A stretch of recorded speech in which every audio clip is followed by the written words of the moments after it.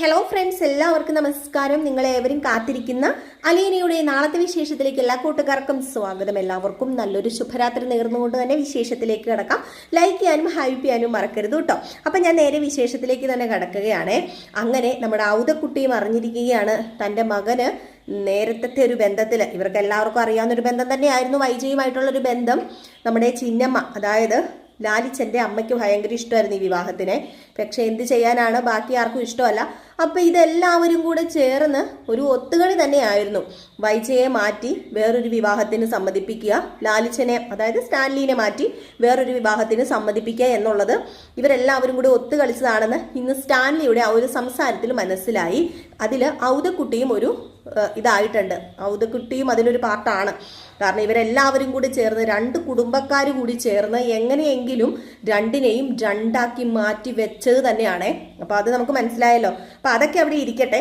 അപ്പോൾ ഇനി നിങ്ങൾ ആകാംക്ഷപൂർവ്വം കാത്തിരിക്കുന്നത് നെക്സ്റ്റ് വീക്ക് പ്രമോയിലേക്കാണല്ലോ. അപ്പം നമുക്ക് കടക്കാം. നെക്സ്റ്റ് വീക്ക് പ്രമോ തന്നെയാണ് ഞാൻ പറയാൻ പോകുന്നത്. അതിൻ്റെ കൂടെ നാളത്തെ വിശേഷവും മറ്റന്നാളെ വിശേഷവും ഒക്കെ ഉണ്ട് കേട്ടോ. അപ്പം അങ്ങനെ നമ്മുടെ സ്റ്റാൻലി ഒരു തീരുമാനം എടുക്കുകയാണ്. സ്റ്റാൻലിക്ക് അലീനയെ കാണണം. തൻ്റെ മകളാണല്ലോ, അപ്പം തൻ്റെ മകളാണ്, അതിന് തെളിവൊന്നുമില്ല. എങ്കിലും സ്റ്റാൻലിക്ക് അലീനയെ കണ്ടേ പറ്റത്തുള്ളൂ. അപ്പം എങ്ങനെയെങ്കിലും ഒന്ന് സ്റ്റാൻലിക്ക് അലീനയെ കാണണമെങ്കിൽ പാലായിൽ വരണമല്ലോ. അങ്ങനെ അവിടെ നിന്ന് നമ്മുടെ സ്റ്റാൻലി യാത്ര തിരിക്കുകയാണ് അലീനയെ കാണാനായിട്ട്. ഔതക്കുട്ടിക്ക് ഒരു താല്പര്യവുമില്ല. ഔതക്കുട്ടി ഇത് ഇവിടം കൊണ്ട് സ്റ്റോപ്പ് ചെയ്യണം എന്ന് പറഞ്ഞ വിഷയമാണ്. അത് ഞാൻ ആലോചിക്കട്ടെ അപ്പച്ച എന്ന് പറഞ്ഞിട്ട് നമ്മുടെ സ്റ്റാൻലി ഒഴിഞ്ഞു മാറുകയാണ് ചെയ്തത്. ഔതക്കുട്ടി പിറ്റേ ദിവസം അങ്ങ് കയറി പുനലൂര് പോവുകയും ചെയ്തു. പോകുമ്പോൾ വീണ്ടും ഓർമ്മിപ്പിക്കണ്ട്, മോനെ കുഴിയിലൊന്നും ചെന്ന് ചാടരുത്, എടുത്തു പിടിച്ചൊരു തീരുമാനവും എടുക്കരുതെന്ന്. കാരണം സ്വഭാവം അറിയാം സ്റ്റാൻലിയുടെ. അപ്പോൾ അതുകൊണ്ട് തന്നെയാണ് ഔതക്കുട്ടി അങ്ങനെ പറയുന്നത്. അപ്പോൾ ഔതക്കുട്ടി രാവിലെ വെളുപ്പിന് പോയി. പക്ഷെ ഔതക്കുട്ടി പോയപ്പോഴും അവിടുത്തെ പൗലോസിനോടും അതുപോലെ ആൻ്റപ്പനോടും പറഞ്ഞിരുന്നു, ഞാനിവിടുന്ന് പോകുകയാണ്, ഒരു കണ്ണ് എപ്പോഴും വേണം, നിങ്ങൾക്ക് എപ്പോഴും ഒരു കണ്ണ് സ്റ്റാൻലിയുടെ മേത്തൊരു കണ്ണ് വേണം, ലാലിച്ചൻ്റെ മേത്തൊരു കണ്ണ് വേണം എന്ന് പറഞ്ഞപ്പോഴത്തേക്കും എന്തെങ്കിലും കുഴപ്പമുണ്ടോ മുതലാളിന്ന് ചോദിച്ചപ്പോഴത്തേക്കും ഹേയ് കുഴപ്പമൊന്നുമില്ല, കുഴപ്പമൊക്കെ അവന് കൈകാര്യം ചെയ്യാനും എനിക്ക് കൈകാര്യം ചെയ്യാനുള്ള നിസ്സാര കുഴപ്പങ്ങൾ മാത്രമേ ഉള്ളൂ, ഇതൊന്നും വലിയ കുഴപ്പങ്ങളൊന്നും അല്ല എന്ന് പറഞ്ഞപ്പോഴത്തേക്കുമാണ് ആൻ്റപ്പൻ പറഞ്ഞ, അല്ല അന്നൊരാൾ വന്നിരുന്നു, അയാൾ വന്നതിൽ പിന്നെ ആണല്ലോ മുതലാളിക്ക് ഇങ്ങനെ ഒരു പ്രശ്നങ്ങളൊക്കെ എന്ന്, അതായത് ലാലിച്ചാന് ഇങ്ങനെയൊക്കെ ഒരു പ്രശ്നങ്ങളൊക്കെ എന്ന് പറഞ്ഞപ്പം ഇവിടുത്തെ കൂടുതൽ കാര്യം നിങ്ങൾ അന്വേഷിക്കുമെന്നും വേണ്ട. ഇവിടുത്തെ കൂടുതൽ കാര്യം അന്വേഷിക്കാനല്ല ഞാൻ പറഞ്ഞത്. ഒന്ന് സ്റ്റാൻലിനെ നോക്കിക്കോണം, ലാലിച്ചനെ നോക്കിക്കോണം എന്ന് മാത്രമല്ലേ പറഞ്ഞുള്ളൂ. ഇവിടുത്തെ മൊത്തം കാര്യം അങ്ങോട്ട് നോക്കാൻ പറഞ്ഞോ? ഇല്ലല്ലോ. ഇവിടുത്തെ പല കാര്യങ്ങളും അങ്ങനെ ഓടുന്നുണ്ടായിരിക്കും.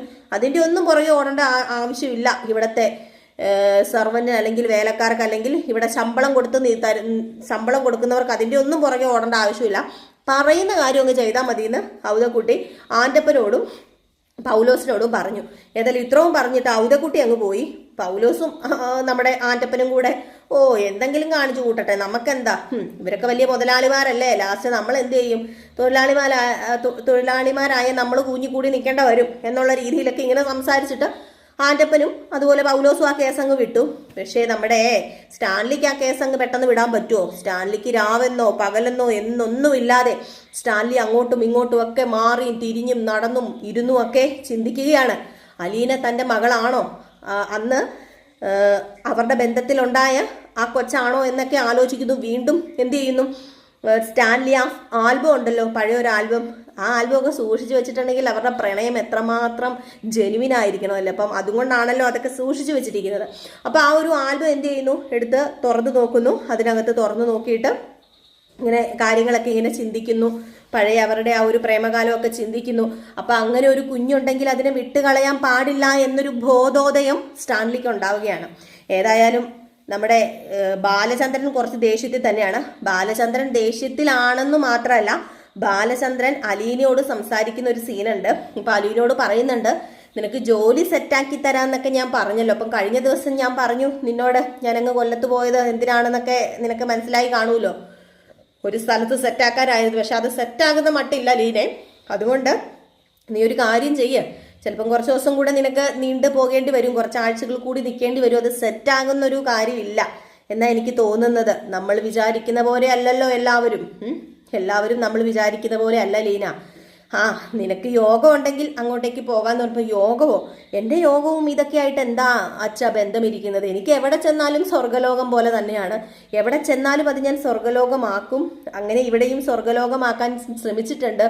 പക്ഷേ അതിന് പലരും സമ്മതിക്കുന്നില്ല എന്നുള്ളതല്ലേ ഉള്ളൂ എന്ന് പറഞ്ഞപ്പോഴത്തേക്ക് നീ വിഷമിക്കൊന്നും വേണ്ട, കാര്യങ്ങളൊക്കെ നമുക്ക് സെറ്റാക്കാം, ഏതായാലും സെറ്റാക്കണം, സെറ്റാക്കിയേ പറ്റത്തുള്ളൂ, നിന്നെ എങ്ങനെ എനിക്ക് വിട്ടുകളയാൻ പറ്റില്ലല്ലോ, ഏതായാലും നിന്നെ എവിടെയെങ്കിലും സേഫ് ആക്കിയിട്ടേ ഈ ബാലചന്ദ്രന് ഒന്ന് കണ്ണടയ്ക്കാനായിട്ട് പറ്റത്തുള്ളൂ എന്ന് പറഞ്ഞപ്പോഴത്തേക്കും അച്ഛൻ എന്താ ഇങ്ങനെയൊക്കെ സംസാരിക്കുന്നത്? ദേ അച്ഛ, ഞാനൊരു കാര്യം പറയട്ടെ, ഇപ്പോൾ ഏതെങ്കിലും വീടുകളിൽ എന്നെ കൊണ്ടുപോയി ആക്കണമെന്നൊന്നുമില്ല, എനിക്കൊരു 10,000-10,000 രൂപ കിട്ടുന്ന എന്തെങ്കിലും ജോലി മതി, എനിക്ക് ചിലവൊന്നുമില്ലല്ലോ. ഇപ്പം എവിടെ എന്നെ ആക്കിയാലും ചിലവും കാര്യങ്ങളും താമസ സൗകര്യമൊക്കെ എനിക്ക് അവിടെ ഉണ്ടാവും. പിന്നെ ഈ 10,000 രൂപ എൻ്റെ കയ്യിൽ വെറുതെ ഇരിക്കുകയല്ലേ എന്ന് പറയുമ്പോൾ, വെറുതെയോ? നിനക്ക് നിന്റെ ചിലവും കാര്യങ്ങളും ഒക്കെ ഇല്ലേ അലീന എന്ന് ചോദിക്കുമ്പോൾ, എൻ്റെ ചിലവ് എന്ത് ചിലവാ?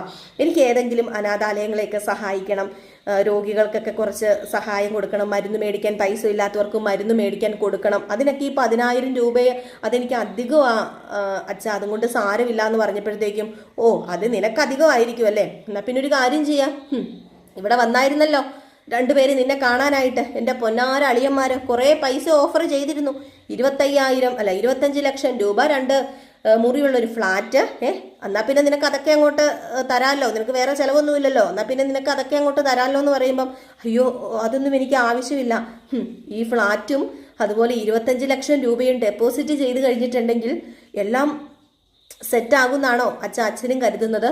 ഒരിക്കലും പൈസയോ അതുപോലെ സമ്പത്തോ കാര്യങ്ങളോ ഒന്നുമല്ല ഞാൻ നോക്കുന്നത്. ഞാൻ ഇവിടെ വന്നത് അങ്ങനെ സമ്പത്തോ അല്ലെങ്കിൽ പിന്നെ എനിക്ക് ഇഷ്ടമാതിരി പൈസയോ അങ്ങനെയൊന്നുമല്ല. ബന്ധങ്ങൾ, എൻ്റെ ബന്ധങ്ങളെ തേടി ഞാൻ വന്നതാണ്. എനിക്ക് ജന്മം നൽകിയ അമ്മ, എന്നെ എറിഞ്ഞിട്ട് പോയ എൻ്റെ അമ്മയെ കാണാൻ വേണ്ടി ഞാൻ വന്നതാണ്.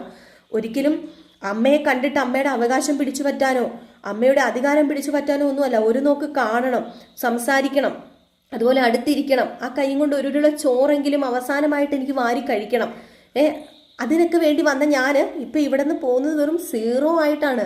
ഞാൻ എന്തൊക്കെയോ നേടാൻ വേണ്ടി വന്നതാ, സ്നേഹം. ആ സ്നേഹത്തിൽ കുഴച്ച് എന്തൊക്കെയോ നേടിയെടുക്കാൻ വേണ്ടി വന്നതാ. പക്ഷെ എനിക്ക് കിട്ടി, സഹോദരനെ കിട്ടി, അതുപോലെ എനിക്ക് സഹോദരീനെ കിട്ടി, അതുപോലെ കുറച്ച് ബന്ധുക്കളെ കിട്ടി, മനുവേട്ടനെ കിട്ടി.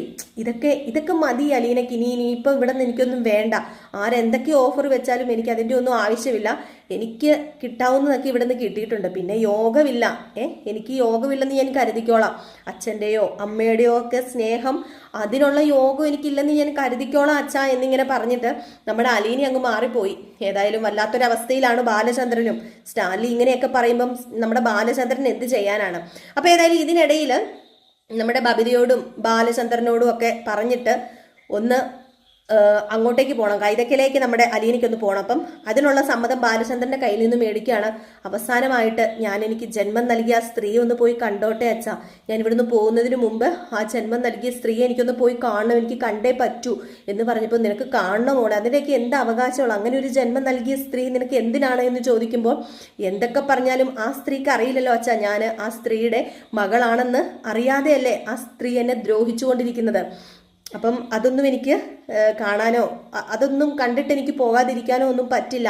അവിടെ ഉള്ളവരെ എനിക്ക് കടപ്പെട്ടവർ തന്നെയാണ്. അവിടെ മനുവേട്ടൻ, അതുപോലെ തന്നെ മുത്തശ്ശി, ഇവരെല്ലാം എനിക്ക് കണ്ട് യാത്ര പറയണം. അതുപോലെ തന്നെ എനിക്ക് വൈജാ മേഡത്തിനോടും സംസാരിക്കണം എന്നൊക്കെ പറഞ്ഞപ്പോഴത്തേക്കും, നിനക്ക് പോകാനാണ് ഇഷ്ടമെങ്കിൽ അതിന് ഞാൻ തടയുന്നില്ല. നീ പോയി എല്ലാവരെയും കണ്ട് നീ യാത്ര പറഞ്ഞിട്ട് വാ, ഞാൻ നിന്നെ കൊണ്ടുവരണോ എന്ന് ചോദിക്കുമ്പോൾ, വേണ്ട അച്ഛൻ വരണ്ട, അച്ഛൻ വന്നാൽ ശരിയാവില്ല, ഞാൻ ഇവിടെ നിന്നൊരു ഓട്ടോ പിടിച്ച് അങ്ങോട്ടേക്ക് പൊക്കോളാന്ന് പറഞ്ഞു. അപ്പം പറഞ്ഞു, അല്ല വേണമെങ്കിൽ മനുവിനെ വിളിക്കാം, മനുവിനെ വിളിച്ചിട്ട് മനുവിനോട് ഇവിടെ വന്ന് നിന്നെ കൊണ്ടുപോകാൻ പറയാമെന്ന് പറഞ്ഞപ്പോൾ, അതിൻ്റെ ഒന്നും ആവശ്യമില്ല അച്ഛാ, ഞാനൊരു ഓട്ടോ വിളിച്ച് പൊക്കോളാം, ഞാൻ തന്നെയല്ലേ ഇങ്ങോട്ട് വന്നത്, ഇനിയും ഞാൻ തന്നെയല്ലേ പോകാൻ പോകുന്നത്, ആരെയും എനിക്ക് ഇവിടുന്ന് കൊണ്ടുപോകാൻ പറ്റത്തില്ലല്ലോ, എൻ്റെ ബന്ധമായിട്ടോ സ്വന്തമായിട്ടോ ഒന്നും. അതുകൊണ്ട് അലീനയൊന്നും ഒറ്റയ്ക്ക് മതി, എൻ്റെ കൂടെ എൻ്റെ ഈശോയുണ്ട്, അതുപോലെ എൻ്റെ ബ്രിസിത്താമ്മ എൻ്റെ കൂടെ ഉണ്ട്, പോകുന്നതിന് മുമ്പ് എനിക്കൊന്ന് കാണണം, എനിക്കൊന്ന് കണ്ടിട്ട് പോകണം എന്ന് തന്നെ ഇങ്ങനെ പറയുകയാണ്. അപ്പോൾ ഇത് കേട്ടപ്പോഴത്തേക്ക് നമ്മുടെ ബാലചന്ദ്രൻ സെറ്റ് അടിച്ചു. ഓക്കെ, നിന്റെ ഇഷ്ടം, നീ പോയിട്ട് വരാൻ പറഞ്ഞു. അങ്ങനെ പണിയെല്ലാം തീർത്ത് വെച്ച് ബബിതേനെയും കൃഷ്ണേനെയും സ്കൂളിലൊക്കെ അയച്ച് നമ്മുടെ രോഹിത്തുണ്ട്. അപ്പം രോഹിത്ത് കൊണ്ടുവരണമെന്ന് ചോദിച്ചപ്പോൾ രോഹിത്തിനോടും വരണ്ടാന്ന് തന്നെയാണ് അലീന പറഞ്ഞത്. ഇനിയിപ്പോൾ രോഹിത്ത് കൂടെ പോകുന്നുണ്ടോ എന്ന് അറിയത്തില്ല കേട്ടോ, ഇനിയിപ്പോൾ ചിലപ്പോൾ രോഹിത്ത് പോയാലോ. ഏതായാലും അലീന നമ്മുടെ കൈതക്കൽ തറവാട്ടിൽ എത്തുകയാണ്. കൈതക്കൽ തറവാട്ടിൽ എത്തുമ്പോൾ അവിടെ കമലയ്ക്ക് തലയ്ക്ക് ഭ്രാന്ത് പിടിക്കുകയാണ്. അപ്പം കമല ഓടിച്ചെന്ന് ദേ വരുന്നുണ്ട് അവള്, ആ വൃത്തികെട്ടവൾ, ആ ശവം, ആ മൂദേവി, ആ അഹങ്കാരി ഇങ്ങോട്ടേക്ക് കയറി വരുന്നുണ്ട് എന്ന് പറഞ്ഞുകൊണ്ട് നമ്മുടെ വൈജയുടെ അടുത്തേക്ക് ചെല്ലുകയാണ്. അപ്പൊ അവൾ ഇതുവരെ പോയില്ല, അവൾ എന്തിനാ ഇങ്ങോട്ടേക്ക് കെട്ടി വരുന്നത്, അവൾ ആരെ കാണാൻ വരുന്നതാ എന്നൊക്കെ പറഞ്ഞുകൊണ്ട് വൈജയ്ക്ക് ദേഷ്യം വന്നിട്ട് വൈജ ഏതായാലും ഈ സമയത്ത് നമ്മുടെ മനു ഉണ്ടായിരുന്നു അവിടെ. മനു അലീനയെ കണ്ടതും കയറി വാ അലീന എന്നും പറഞ്ഞ് വിളിച്ചു. അപ്പം കമല അവിടെ ഉണ്ടല്ലോ. അപ്പം കമലയോട് അതെ അലീന വന്നിട്ടുണ്ട്, ഒരു ചായ എടുക്കാൻ പറഞ്ഞപ്പോഴത്തേക്കും എവിടെന്ന് നമ്മുടെ കമല ചായ എടുക്കുവോ, പിന്നെ ഇവൾക്കൊക്കെ ആരാടാ ചായ കൊടുക്കുന്നത്, ഇവളെയൊക്കെ സ്വീകരിക്കാൻ എനിക്ക് എൻ്റെ തളയ്ക്ക് ഓളമാണോ, എന്നെ കൊണ്ടൊന്നും പറ്റത്തില്ല, എൻ്റെ കയ്യിൽ നിന്ന് ഒരു തുള്ളി വെള്ളം ഇവക്ക് ഞാൻ കൊടുക്കാൻ പോകുന്നില്ല, കുടുംബം നശിപ്പിച്ചവള്, ഇവളെയൊക്കെ വീട്ടിനകത്ത് കയറ്റി കഴിഞ്ഞിട്ടുണ്ടെങ്കിലേ അവിടെ മുടിഞ്ഞു പോകും, ഇവള് കയറിയത് കൊണ്ടാണ് എൻ്റെ വീട് മുടിഞ്ഞു പോയിട്ട് എൻ്റെ മോനിപ്പം പോയി കിടക്കണത് ജയിലില്, ഇവളുടെ ഇറണക്കേടാന്നൊക്കെ പറഞ്ഞ് അങ്ങ് മാറിപ്പോയപ്പോഴത്തേക്കും മനു പറഞ്ഞു അലീനെ അതൊന്നും നീ കാര്യമാക്കണ്ടെന്ന് പറഞ്ഞപ്പോൾ ആരാ കാര്യമാക്കുന്ന മനുവേട്ട, ഇതിനേക്കാൾ കൂടുതൽ ഞാൻ കേട്ടിട്ടില്ലേ, ഇതൊക്കെ എന്താ മനുവേട്ട, ഞാൻ ഇതൊന്നും വലിയ കാര്യമൊന്നും ആക്കുന്നൊന്നുമില്ല, എനിക്ക് മുത്തശ്ശീനെ ഒന്ന് കാണണം, മനുവേട്ടനെ ഒന്ന് കാണണം, അങ്ങനെ എല്ലാവരെയും കണ്ടിട്ട് യാത്ര പറയാൻ വേണ്ടി തന്നെ ഞാൻ വന്നതെന്ന് പറഞ്ഞു. നേരെ മുത്തശ്ശീനെ കാണാൻ കയറി.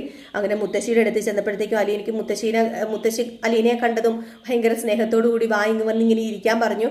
അപ്പം മുത്തശ്ശിക്ക് സുഖമാണോ എന്ന് ചോദിച്ചപ്പോഴത്തേക്കും ഇപ്പം ശിവനും അതുപോലെ എൻ്റെ മോളൊക്കെ ഇവിടെ ഉണ്ടല്ലോ, അതുകൊണ്ട് എനിക്ക് കുഴപ്പമൊന്നുമില്ല മോളെ, അങ്ങ് ജീവിച്ചു പോകുന്നു, ഞാനിവിടെ ഒറ്റയ്ക്കായിരുന്നെങ്കിൽ ഇപ്പം നരകതുല്യ ജീവിതമായേനെ എനിക്ക്, കമലയുടെ സ്വഭാവം നിനക്കറിയാമല്ലോ എന്ന് പറഞ്ഞപ്പം അത് പിന്നെ മുത്തശ്ശി ഞാൻ വന്നത് എന്താണെന്ന് അറിയാമോ, ഞാൻ പോകുവാണ്, യാത്ര പറയാൻ വേണ്ടിയാണ് ഞാൻ ഇങ്ങോട്ടേക്ക് വന്നത്, മിക്കവാറും ഈ ആഴ്ച തന്നെ ഞാൻ പോകും, ഞാൻ എന്നെ ഒരു സ്ഥലത്തേക്ക് അച്ഛൻ കൊണ്ടാക്കാൻ പോവാണെന്ന് പറഞ്ഞപ്പോൾ അപ്പം നീ പോകാൻ തീരുമാനിച്ചോ, ഞാൻ പോകാൻ തീരുമാനിച്ചു, പോയേ പറ്റത്തുള്ളൂ, മുത്തശ്ശിയുടെയും ആഗ്രഹം ഇതൊക്കെ തന്നെയല്ലേ, മോൾക്കൊരു ജീവിതം വേണ്ടേ, ഞാനിവിടെ നിന്ന് കഴിഞ്ഞാൽ ശരിയാവോ, എന്നെ എല്ലാവരും ആ ഒരു രീതിയിലാണല്ലോ കാണുന്നത് എന്നൊക്കെ പറഞ്ഞപ്പോൾ ഞാൻ എന്ത് ചെയ്യാനാ മോളെ, നിന്റെ കൂടെ എനിക്ക് വന്ന് നിൽക്കണമെന്നും ഒക്കെ ആഗ്രഹമുണ്ട്, നിന്നെ ഞാൻ അതുപോലെ സ്നേഹിക്കുന്നുണ്ട്, നിന്നെ ഞാൻ അതുപോലെ കാണുന്നുണ്ട്, പക്ഷെ എനിക്കൊന്നും ചെയ്യാൻ പറ്റില്ല, ഈ കിളവിക്ക് ഈ കുഴിയിലേക്ക് കാലും നീട്ടിയിരിക്കുന്ന ഈ കിളവിക്ക് എന്ത് ചെയ്യാൻ പറ്റും, ആരോട് എന്ത് പറയാൻ പറ്റും, എൻ്റെ മോളോട് പറഞ്ഞിട്ട് അവൾക്ക് കേൾക്കണ്ടേ, അവളുടെ തലയ്ക്കകത്ത് ഞാൻ പറയുന്നൊന്നും കയറത്തില്ല, ഞാനെന്നല്ല ആര് പറഞ്ഞാലും അവളുടെ തലയ്ക്കകത്തൊന്നും കയറത്തില്ല മോളെ എന്ന് പറഞ്ഞപ്പോഴത്തേക്കും അതൊക്കെ എനിക്കറിയാം, മുത്തശ്ശി വിഷമിക്കുമൊന്നും വേണ്ട,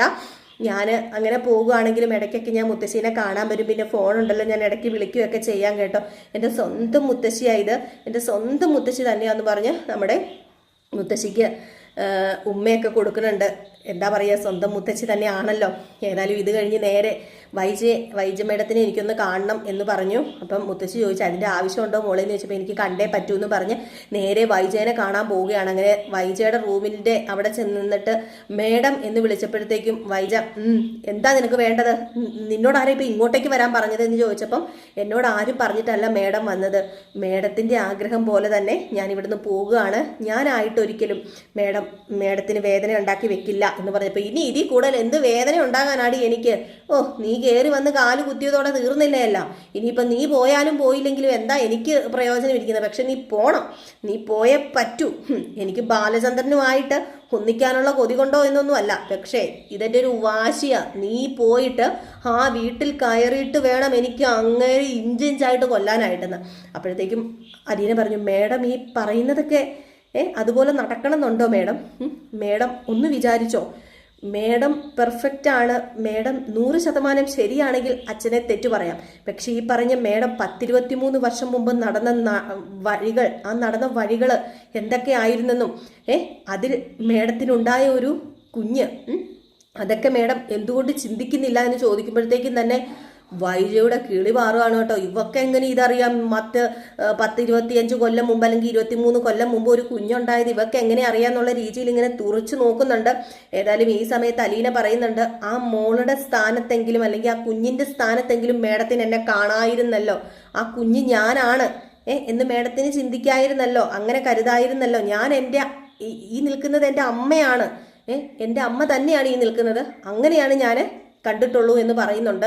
ഏതായാലും തുറന്നൊന്നും പറയുന്നില്ല കേട്ടോ അലീന, നിങ്ങൾ പ്രമോയിൽ കണ്ടു കാണും ഈ നിൽക്കുന്ന എൻ്റെ അമ്മയാണ് എന്ന് അലീന എടുത്തു പറയുന്നത്, പക്ഷേ എൻ്റെ അമ്മയാണ്, എൻ്റെ അമ്മയെപ്പോലെ തന്നെയാണ്, എൻ്റെ മനസ്സിലെന്നും അമ്മയുടെ സ്ഥാനം തന്നെയാണ് എന്ന് മാത്രമാണ് അലീന പറയുന്നത് കേട്ടോ. അപ്പം കാത്തിരുന്ന് തന്നെ കാണാം.